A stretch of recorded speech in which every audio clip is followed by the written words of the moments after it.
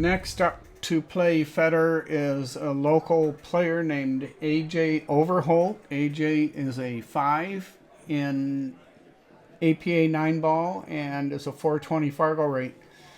Now we know that AJ walked over here and talked to Fedor and asked him if he would bank the last 3 balls. And so in general, the way Fedor has been doing things is he will try to bank the 9 ball, and we are giving players $100 if they're able to beat Fedor under those conditions. But AJ asked Fedor if he would bank the last 3 balls, and so he's not eligible to win the $100. But he wanted to do that, so here we go. As always, the incoming player breaks. Fedor didn't break once all day except when he was warming up. So AJ is getting ready to break now, and here he goes.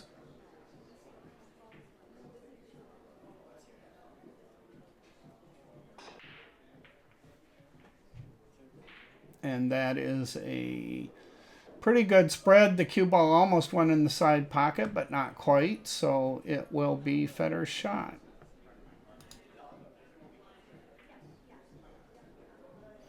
Fedor has a good shot at the 1 ball here, and I can't see where the 2 ball is. Is that it up in the upper left corner? No.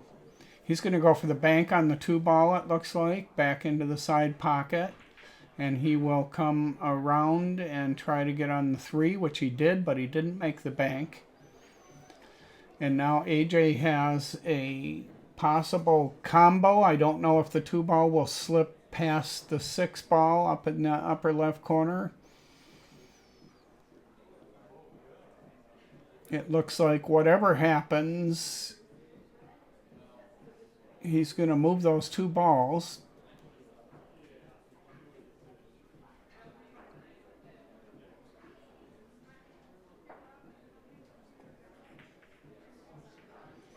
And he did so, and he left the 2 ball pretty exposed, although the cue ball is hidden behind the 8, but Fedor has a way of being able to get at these kinds of balls. He's probably going to put some left spin on that and come straight at the rail and put it in. That's exactly what he did. I think he was also trying to bump the 3 ball as he did that, and he came very close to it. But the 3 ball is in a difficult position, at least from this perspective. And he came back and tried to kick it into the side pocket and didn't succeed at that. Fedor is headed back to his seat now. Back there seated with Fedor is Rick Matzke, who's general manager of Seibert's Billiards here in Coldwater, Michigan. And they are a sponsor of Fedor's. They're friends, and they spend a lot of time chatting about pool, the pool business, pool shooting. Rick's a very good shooter as well, and we will see him shooting Fedor at some point. AJ has potted the 3 ball in the corner and drifted over. He hasn't gotten real good on the 4 ball. The 4 ball is the one just this side of the cue ball in the center of the table. It looks like he's going to have a rather difficult cut shot. When the ball is that close, you can often have a stun effect because the ball is still sliding when it hits the object ball. And it's easy to miss those kind of shots. Normally, though, you miss them by hitting them too full. In this case, he overcut the ball a little bit.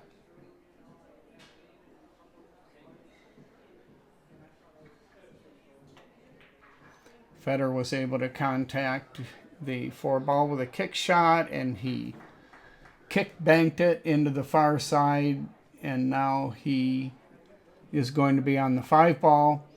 Looks like it's tied up with the 6.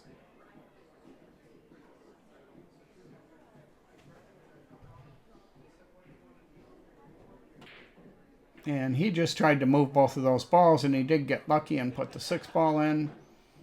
The 5 ball is open and clear. Now we know after the fact that AJ had asked him to bank the last 3 balls. So after this 5 ball goes in, I believe he will be trying to bank these balls in. I have not watched this video yet. Here he is banking the 7 ball. Of course, he would have to do that anyway, unless he played safe. But he hit that hard enough that if it turned into a 2-railer, that it would be able to go all the way down and hit that pocket, which is something the pros would typically do. And that's to have the tendency to hit it a little bit short, because it can always go back in the far pocket.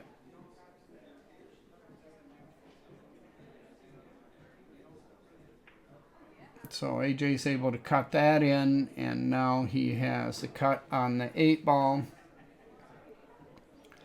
And again, Fedor will be banking this 8 ball if AJ misses.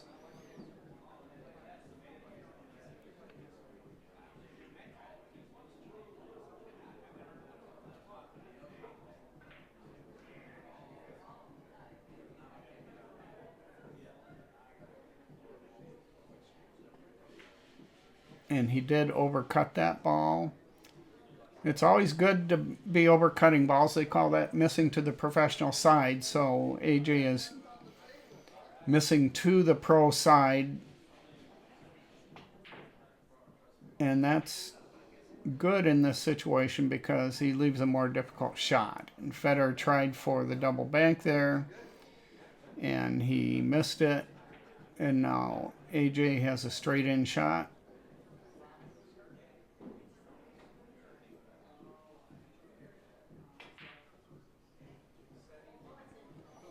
It's important to note here that we're not seeing Fedor really playing safe much at all.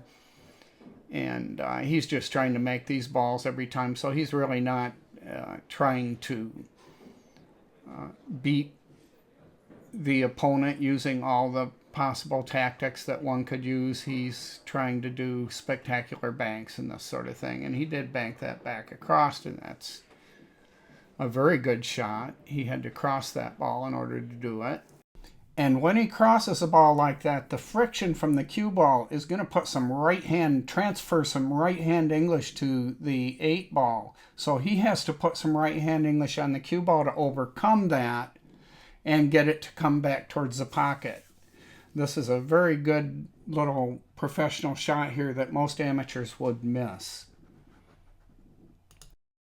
And now he may have the 2-railer here back in the upper left pocket. No, he decided to cross it into the side. And AJ has a chance. It's a difficult cut shot, but he has a chance to cut this ball in.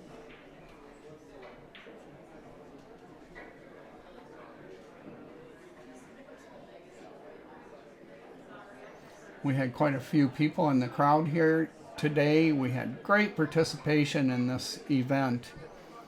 It turned out to be just a spectacular event. This Fedor Gorst is one of the nicest guys you'll ever meet in your life. I got a lot of time to spend talking with him and Rick, and we just really enjoyed ourselves having a great day with Fedor, and all the fans seemed to be having a great time. So this was really a red letter day for Jim's place. Now Fedor has to bank this ball. Not sure what he's doing here. He's made quite a few tries for that 3-railer into the side pocket throughout the day, and he made it almost as often as he missed it. I'd say he may have been 50-50 on doing that 2-rail bank. Now in this case, that wasn't set up all that well.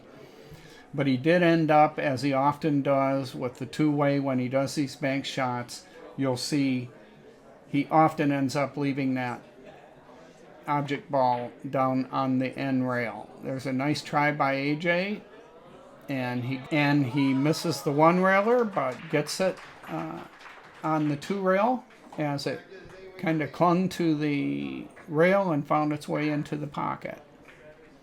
We have Mark Lewis racking there. We had Mark and Robin taking turns racking the balls. Mark is our sergeant at arms back there, kind of keeps everything under control in the playing area, making sure that the players have plenty of room and aren't bothered by people. We surround this area with tables. We like to only have the player who is active playing Fedor in this area.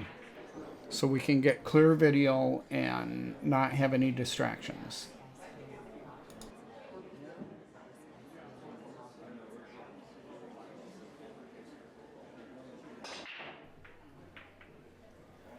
Well, there's another good break, but another one that is dry. He got a good spread on the balls, but it looks like Fedor is going to have a shot at the one ball here. He makes the one ball, draws back, and gets beautifully on the two ball. I'm not sure what he's going to do here. Maybe stun it back. Oh, he banked it and stunned it back for the three ball. Now he'll probably stun it over to the center of the table. He does. He has the four ball. And he's straight on the four ball, so he's probably just going to pop it back to the center of the table, or he may follow it up. I'm not sure what kind of angle he has there. Yeah, he just drew it back a little bit. Now he'll have the cut shot into this lower corner pocket, and he can roll forward on the six ball. Draw this back a little bit for the seven ball. He'd like an angle on the seven ball so he can get over to the eight, which he gets.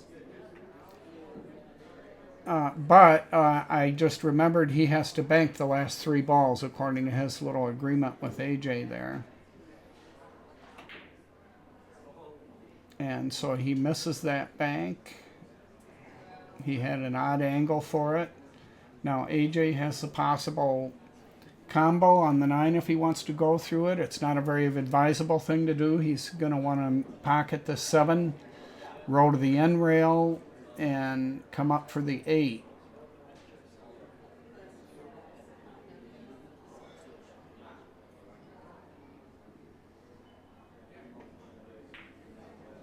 He did not roll to the end rail and come up for the 8. He locked himself onto the end rail and now has a very difficult shot with a difficult leaf because his ball's going to be rolling.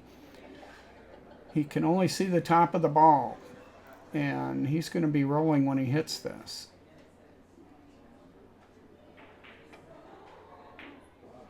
He did make it, and he rolled forward, gave himself another difficult shot, but it's certainly a makeable shot.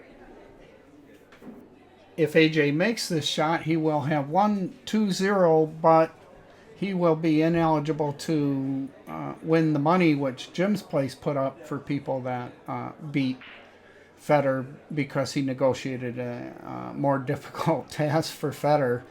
And, you know, in the case where somebody asked Fedor to play one-handed or to stand on one foot or to bank several times in a row, of course, we just can't. We'd have to pay everybody $100 if they could just put a heavy burden on him like that. He did make it. Congratulations to AJ for going 2-0 against the champion.